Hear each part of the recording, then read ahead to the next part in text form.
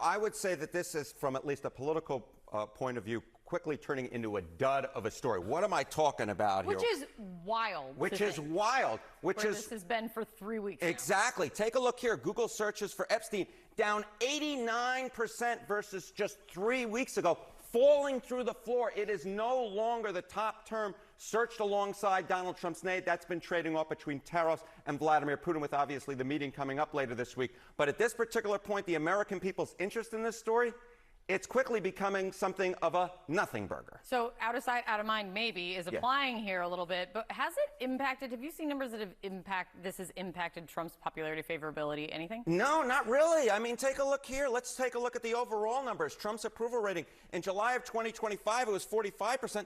It's still well within that margin of error here at 44%.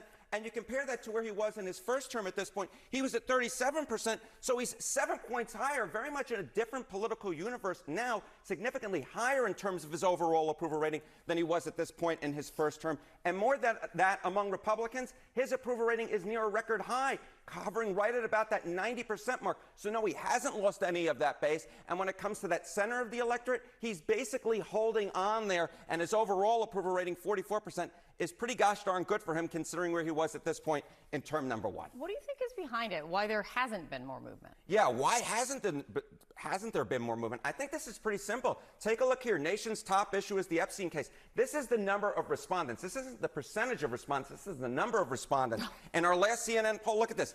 0 respondents said that the Epstein case was the top issue. How about among independents? 0 independents said that. And among Republicans, and therefore overall, just a single one. So yes, there used to be a lot of interest in this story, but the bottom line is that even amongst those who had high interest in this story, it wasn't something that they thought was all that important. And as I said at the beginning, the interest in this story has fallen off the table. Which also, when you look at this and you compare it to just the attention that Capitol Hill was giving it, Donald Trump supporters were giving it, congressional committees were giving it, it is incongruous. I would just say this. Donald Trump has some of the best political instincts of any politician I've seen. And on this particular issue, you see it full well and clear, because he has been saying, you know, this is not an issue. And it turns out that a lot of the American public actually seem to agree with him.